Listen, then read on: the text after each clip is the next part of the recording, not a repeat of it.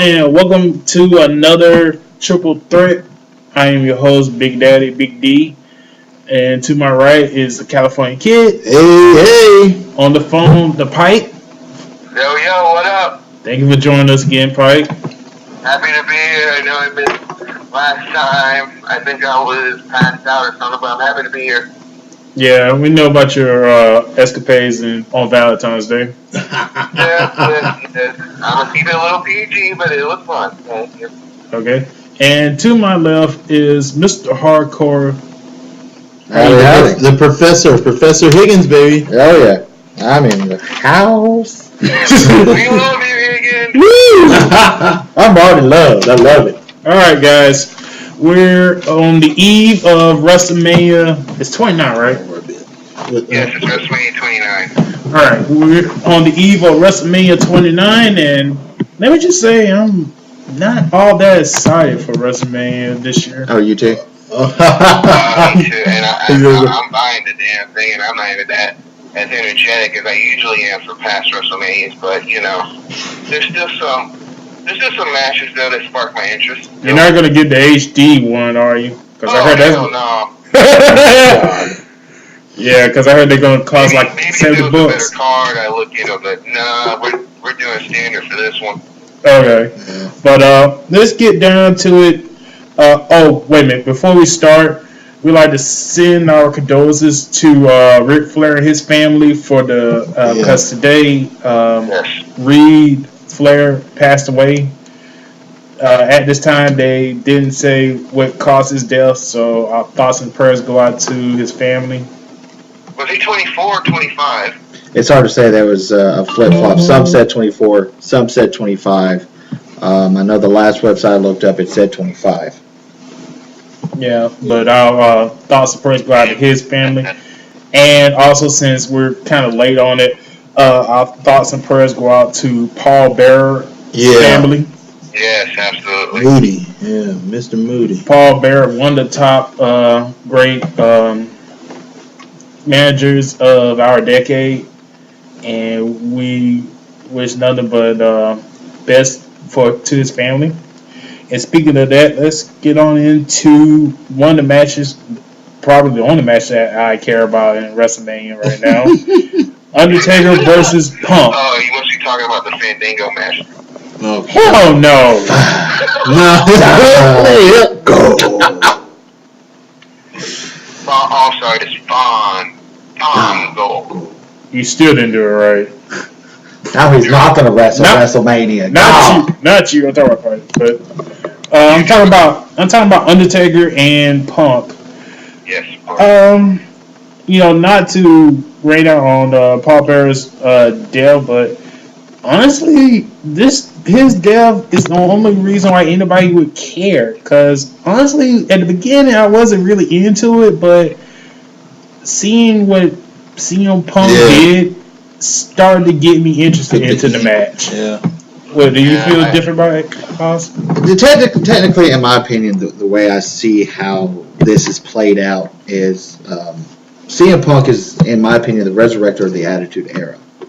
No one really wants him to be, and they keep booing him, yet I'm not only me in the household, my household at least, we're the ones that really cheer him. At this moment, in my opinion, he's the only one who has the respect in my eyes to actually beat the streak. The only other two options I had, they're in the Hall of Fame, they're retired, and they're not going to do it. And that was Mick Foley and Shawn Michaels. Yeah. Those two had probably the only two that were, in my opinion, allowed to end the streak. Now they're both gone and probably not going to do it. I think Punk is probably the best shot to. I was thinking the same thing. I was telling Fred the other day. I was thinking about if it was going to be anybody at this point, Punk. But Fred brought up a good point when he was talking about. He brought to me, it's in the terms. I mean, they probably wouldn't let him win, but which. I mean, at this point, they took the title from him. They had him go on this downtrot. Now he's going to be losing to Taker at Mania. What's the point? You're still pissed about that, aren't you? What's the point? Yeah, I'm pissed about it. I've been pissed about it since they should have never took the belt off of him. I don't care what. I don't know which suit talked Vince into letting that happen. Like, what was it? The fact that merchandise sales were just too slow for him? I mean, come on, man. Like, What do you mean with suit? Vince makes his own decisions. Yeah. Me asking what suit the main Put suit. some elbow grease in there. I wouldn't decide that. Oh, I wouldn't put it past Paul whatsoever. Yeah. He likes to put his little 2 cents I'm in. sorry, Dan. Go ahead. Go ahead. I don't want to interrupt. Well, no, I'm just saying we're at this point now where I just don't understand why they even booked this match unless they were going to let Punk win. It's just, to me, there's no point in him losing. I mean, I understand there will be drama, and there is a chance that we're going to believe that Punk has a chance, and we're going to be hoping the streak doesn't end as we normally do. But still, like, what does it do for Punk? What good does it do for CM Punk? Yeah. I wish it would have had more time to marinate the feud. I think this feud, especially concerning the streak, could have had a great story with it. And I didn't even think the urn is necessary for this feud. I think these two could have made a great story with this feud even without that. And I wish it's like not enough time has been focused on it, Well, go ahead. So I'm just saying, like, other than that, it's definitely, without a doubt, we can all agree, it's definitely going to steal the show. I mean, well, speaking of the urn, I'd like to give you guys thoughts about the whole Punk's involvement with the urn, especially the week before where he was bouncing around like a soccer player. I'm glad he said shit twice. That's how I feel about it. And, him posing on top of the ramp, mocking the Undertaker. Now, I know a lot of people try to say it's in bad taste, but if you watch the ROH DVD, I think it was, with him and with Paul Bearer and Jim Cornette, you can pretty much tell that Paul Bearer would be down with it. And I certainly think that Taker would use his stroke and kill the angle if he thought it was in bad taste of Paul Bearer, because from what Bearer was saying on the DVD, him and Taker are very close. Yeah, he's moodier. I'm sure the important thing is, like, Paul Bearer's sons were fine with it, so, and I'm sure Paul Bearer, he would say, like, oh, I'm fine with that, no problem, and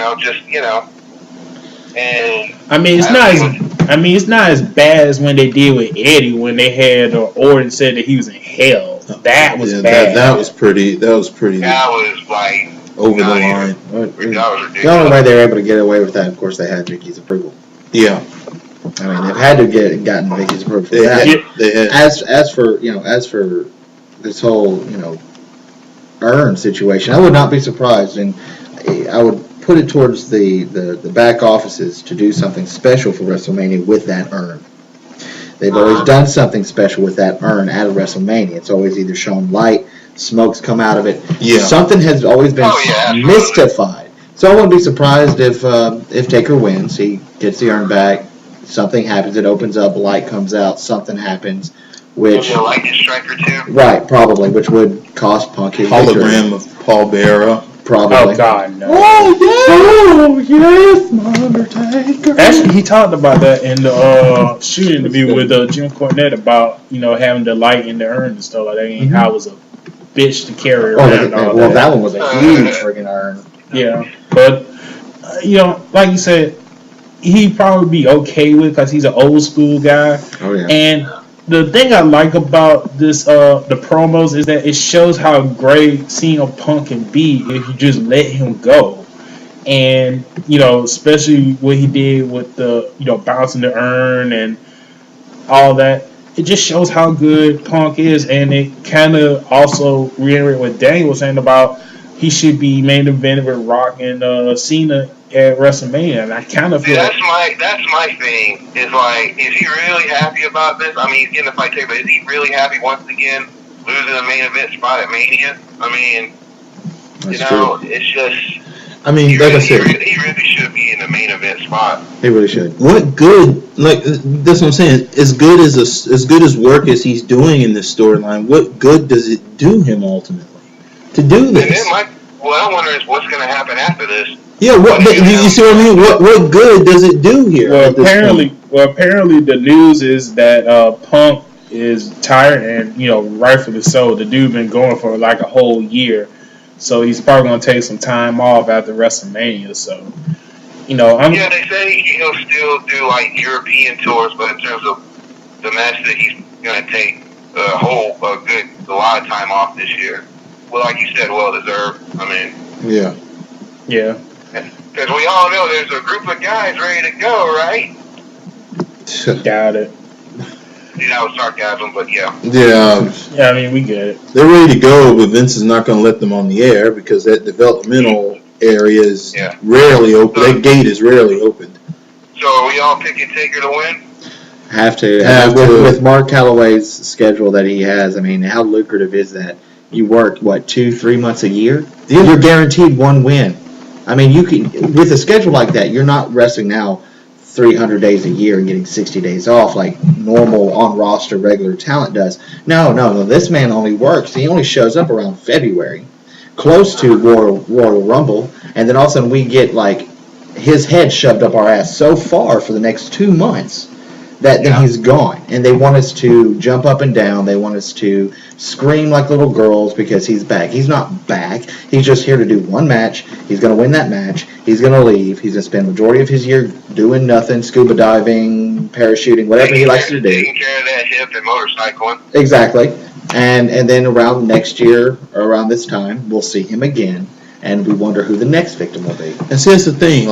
It's something they can't. I don't think they can afford at this point with the talent that they're using. They can't really afford to end the streak at this point because they go to WrestleMania and when all the other matches on the card suck, you can guarantee that the Taker match is going to draw people to watch Mania. It will. But I also say this to the WWE company who if they're listening to me and they're listening to this broadcast.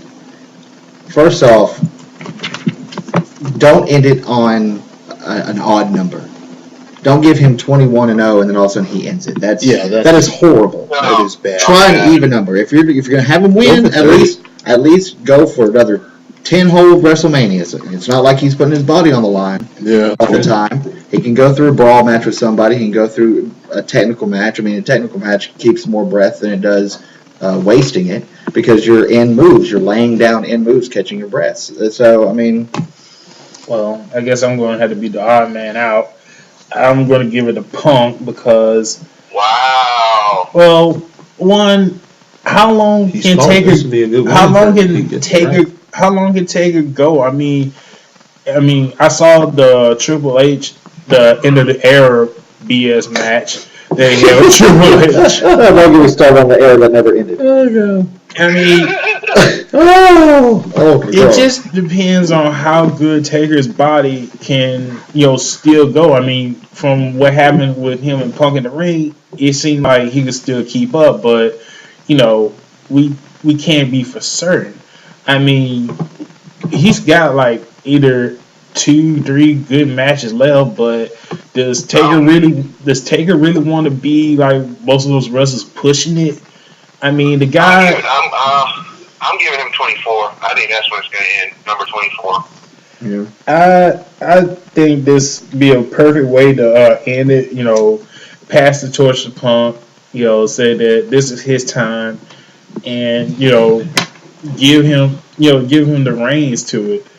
But go ahead. I'm gonna lay the groundwork here for something that I've been pushing since the first show.